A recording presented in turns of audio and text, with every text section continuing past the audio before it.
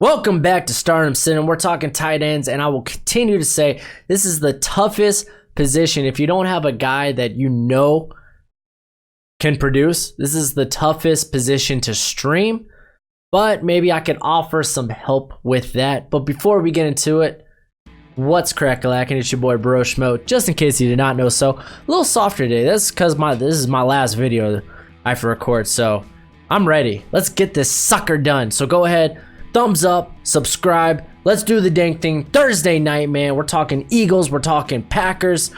Zach Ertz, he's seen no fewer than 7 targets this season. He's one of those guys who I said is a for sure starter. Jimmy Graham hasn't seen a reception since week 1. Sit that boy. He is touchdown dependent. Dallas Goedert, same with him. He saw only 2 targets last week, so he's kind of irrelevant in this matchup since Zach Ertz is a thing. Chargers versus the Dolphins. Guess what? You ain't starting the Dolphins. I say it all the time. Gesicki, O'Leary, get them out of here.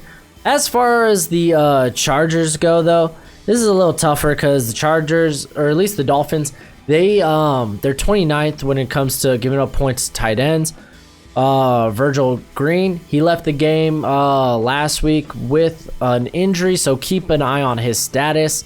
I don't think he's a start though. Lance Kendricks, he did okay, nothing special, nothing to write home about. But yeah, these guys are sits. I think honestly this is the Keenan Allen show, and they'll be running the ball a lot in this game.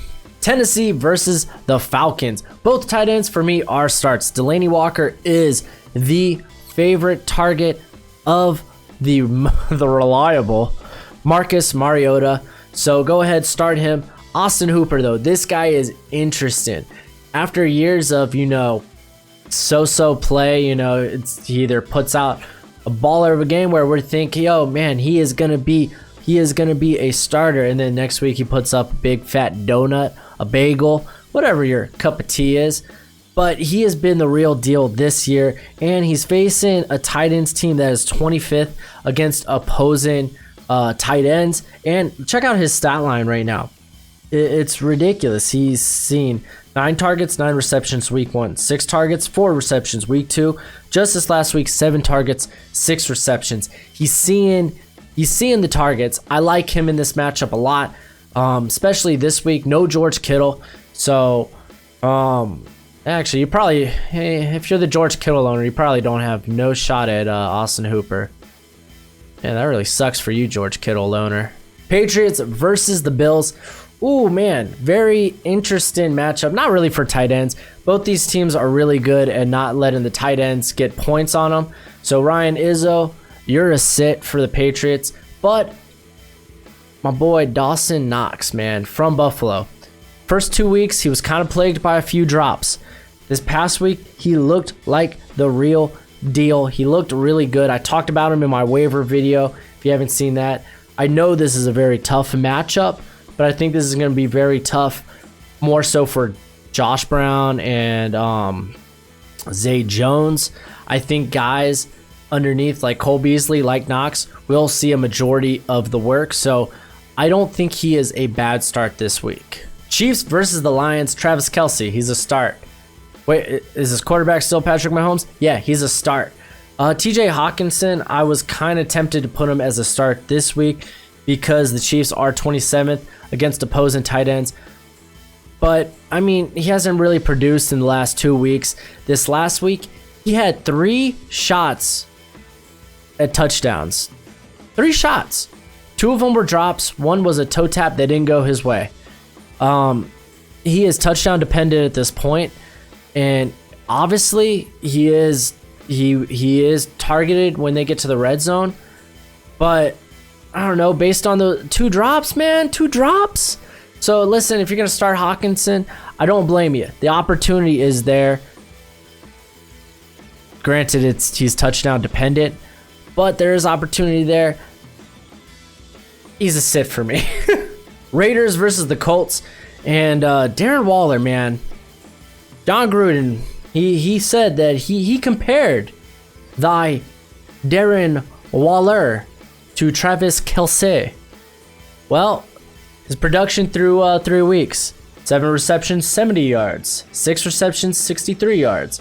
13 receptions, 134 yards. All right, Gruden. Touche. And it's Derek Carr. He loves passing short. He loves passing to his tight ends. This is a good matchup. Eric Ebron, Jack Doyle, they're split in duty. I don't really trust either one of them. It's a shame. I really thought Jack Doyle with Brissett at quarterback was going to return to a banger of a year here, to a hero's welcome even, but doesn't seem to be the case. Oh well. Redskins versus the Giants. I shouldn't have to sell you on Evan Ingram. He is a start. And Vernon Davis, though, whoo, man, if you are that George Kittle owner, Vernon Davis isn't a bad option. He's not going to come out and just ball out, but he's seen at least 4 receptions each game this year. Washington, they can't run the football, so they have to pass to stay in games. The Giants, they're 19th when it comes to allowing points to opposing tight ends. Davis is not a bad week 4 streamer. Browns versus the Ravens. I still have you, Mark Andrews. I still have you as a start. Maybe like, well, he only had like 2 receptions. Other tight ends outproduced him. He saw 7 targets. Lamar Jackson was just having problem putting the ball where it was supposed to be. I don't trust Hayden Hurst. I don't trust Nick Boyle. Mark Andrews still should be a start this week. No Njoku for the Browns. Demetrius Harris, he got a touchdown. That was the only real reason why he was relevant last week. He's touchdown dependent. He's a sit. Panthers versus the Texans. I don't trust any, and I mean any, tight end for the Texans, especially against Panthers. They've given up the 6th least amount of points to tight ends. So I think last week was just a fluke. And if it ain't, then, well, whoop-de-doo. Greg Olsen, though, he's been money. He's been money this year. Tough matchup. The Texans, they're 7th best when it comes to allowing points to opposing tight ends. But he has been a go-to guy for, didn't matter if it was Cam Newton or Kyle Allen. He has been good this year. Buccaneers versus the Rams. Who are you going to start for the Rams? This is a positive matchup. I mean, Buccaneers, they're 31st to opposing tight ends. But is it going to be Everett or is it going to be Higbee? I don't know. So if you want to take that guess, then go right ahead. I don't. But OJ Howard, man, I got him as a start. And hear me out. Every game this year, he's played 75% of snaps this season. He saw the 2nd most targets last week of any receiver. He's getting the opportunity. I know it's a tough matchup. The Rams are really good against opposing tight ends, but I know a lot of teams gave up on OJ Howard. He's not a bad grab. He is not a bad grab. He is worth a shot.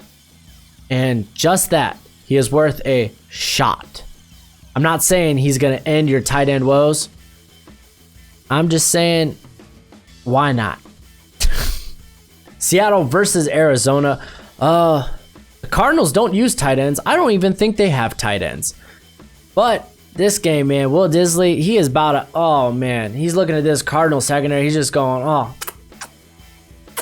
He is finger licking good. He should have a big production this week. He's facing the 32nd worst team. He's facing the last place team when it comes to points against tight ends. He's had 3 touchdowns the last 2 games. This is he has brought in 12 or 11 of his 12 targets. This ought to be a no-brainer. This is the start of the week. Will Disley, I told you to start him last week. Start him this week if you didn't. Actually, even if you did, start him again. Vikings versus the Bears. Trey Burton. I have trust issues, and you're not loyal, so you're a sit. Kyle Rudolph hasn't really done nothing this year. He's a sit, but Irv Smith Jr., if you are streaming tight ends, take a good look at Irv Smith Jr. Because right now the Bears, they're the 21st when it comes to allowing points to the tight end. Irv Smith Jr., slowly but surely, he has been incorporated more and more into this offense. Just this past week, he played 50% of the snaps. Dude, man, I'm telling you, Cousins loves his athletic tight ends. That's why I don't think he really liked Rudolph. I think he's gonna love Irv Smith Jr. I think if you are streaming tight ends, or if you are that George Kittle owner, then man, this is a good matchup. This is a good matchup. It is worth a shot.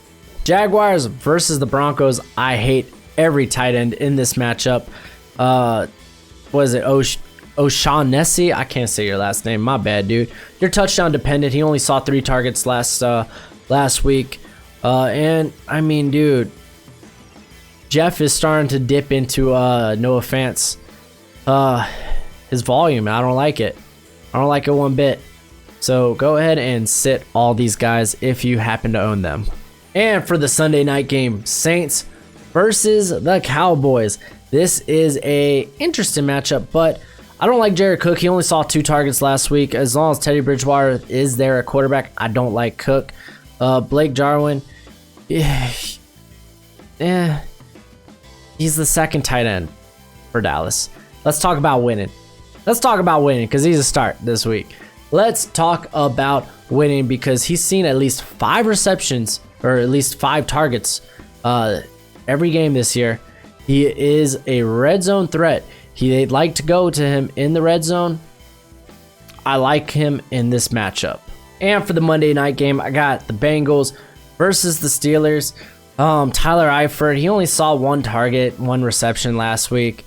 I don't think it'll be any better this week, but if you are in a very deep league, if you are very desperate, then he is not a bad play just because they have him running a lot of routes there. Dalton's just not throwing to him, so it could happen. Vance McDonald, if he is healthy, he is a start in this matchup. He only played 15 snaps until he got hurt. Just monitor his health. They did just trade a 5th round pick to the Seahawks for Vinette. So I don't think that's a good sign, but I wouldn't start Vinette anyway. I wouldn't start Gribble because Gribble is basically he's more of a blocking tight end. So keep an eye. If McDonald isn't healthy to go, don't start any tight end from the Steelers. That's it for the video. Hopefully I was able to help you George Kittle owners out, or you guys that stream tight ends. It's a tough position, man. It's a tough position to project, but maybe we got somebody. We got Will Disley last week, so maybe we got someone this week. But until next time, you be easy, my friends. Later.